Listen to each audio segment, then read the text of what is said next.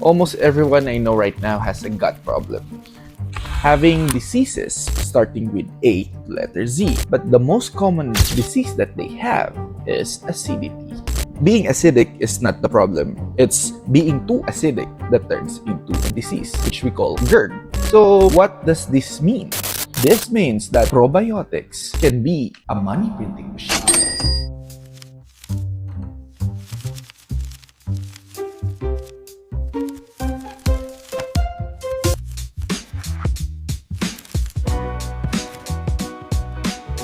And that's what they did. They put probiotics in every drink that we have right now. Walk into any grocery store in 2026 and the beverage aisle looks completely different than it did a decade ago. The neon-colored sodas have been pushed aside. In their place, a massive billion-dollar wall of pastel cans, dark glass bottles, and tiny plastic vials. Kombucha, Yakult, and Olipop. We are living in the golden age of the probiotic drink. The US healthy drinks market is valued at $9.2 billion. That's 10% of the drinks industry. Functional drinks are drinks that have a supposed added benefit to your experience of drinking them. So think about coffee, energy drinks, alcohol, soda. These are all things that give you a kind of buzz. They have caffeine, they have sugar, they have alcohols. That's a function. But we are moving towards a different kind of functional drink, which is marketed as a replacement for those. Now, functional drinks is a code word for healthy drinks. We're paying for $4 a can for something that promises to fix our digestions, clear our skin, and cure our modern anxiety by fixing our gut health. But how did bacteria become the ultimate beverage flex? Is it actual science or just incredible marketing? To understand the pastel cans of today, you have to go back almost 100 years. Long before #GutHealth was trending, there was a Japanese microbiologist named Dr. Minoru Shirota. In the 1930s, Dr. Shirota was looking for a way to combat infectious diseases that were devastating Japan. He wasn't looking for a trendy drink. He was looking for a survivor. He discovered a specific strain of lactic acid bacteria that was so tough enough to survive the brutal acidic environment of the human stomach and make it all the way to the intestines alive. He named it Lactobacillus casei strain Shirota. In 1935, he mixed this resilient little bacteria with water, skim milk, and sugar to keep it alive. He called it Yakult. Yakult became a global phenomenon, laying the psychological groundwork for the modern consumer. I feel good inside, I feel so good. Yakult, Yakult, thank you for my gut. Drinking live bacteria is good for you. Fast forward a few decades, and the West caught on with kombucha, a fermented tea tracing its roots back to ancient China.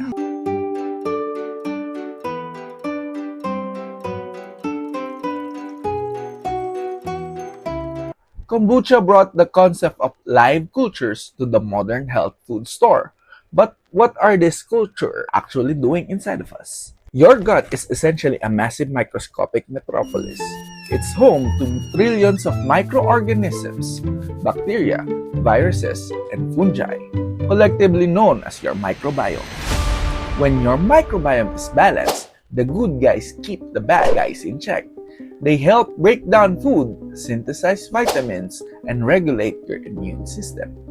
In fact, about 70% of your immune system lives in your gut. They even produce neurotransmitters like serotonin when you drink a genuinely effective probiotic. You are essentially sending reinforcements to your gut. You are drinking live beneficial microbes. If, and this is a massive if they survive the highly acidic bath of your stomach, they temporarily set up camp in your intestines, helping to crowd out bad bacteria reduce inflammation, and help the resident microbes thrive. The pros of a healthy gut are undeniable. Better digestion,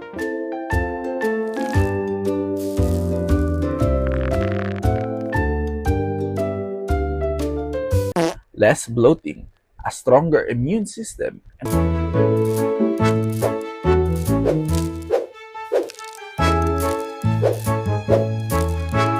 potentially even better mental health.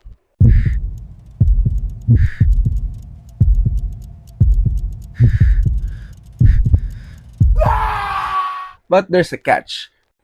And here's what they don't tell you.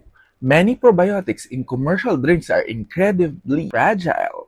By the time they hit your stomach acid, they're obliterated before they even reach your intestines. Bacteria needs food to stay alive on a shelf. Historically, that food has been sugar. Some popular kombuchas and probiotic yogurts have so much sugar as a candy bar, completely canceling out the health benefits by feeding the bad bacteria in your gut. And lastly, probiotics don't move in permanently. They are tourists. If you stop drinking them and you don't eat a healthy diet full of fiber, they pack their bags and leave. So with all of this, why do we still buy and drink probiotics?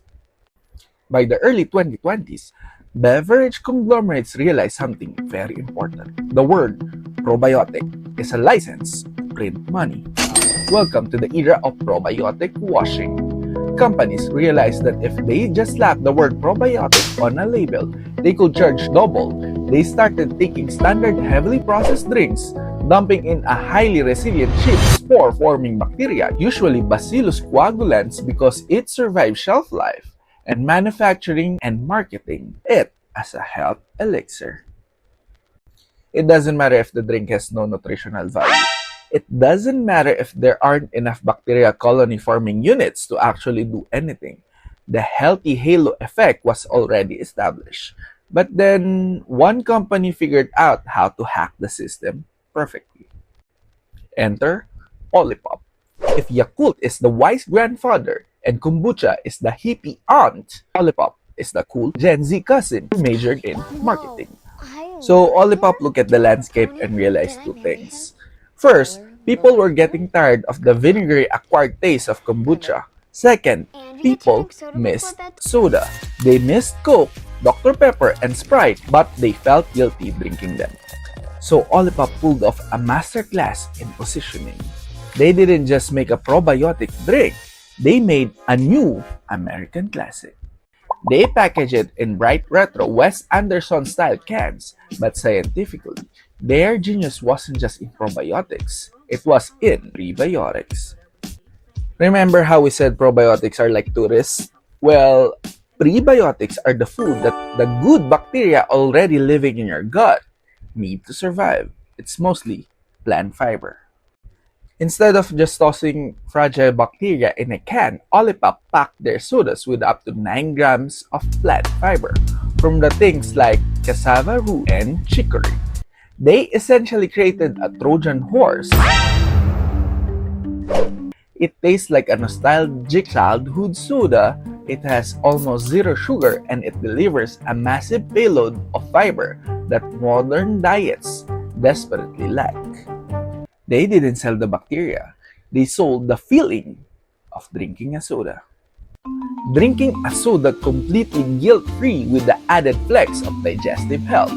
It was the perfect product for the 2020s. The hype around probiotic drinks right now isn't entirely fake. The science of the microbiome is real, and the frontier of modern health, Dr. Shirota was onto something profound almost a century ago. But as the market floods with thousands of products trying to cash in on the gut health or hashtag gut talk, you have to be smart. A sugary drink with good bacteria won't fix a bad diet.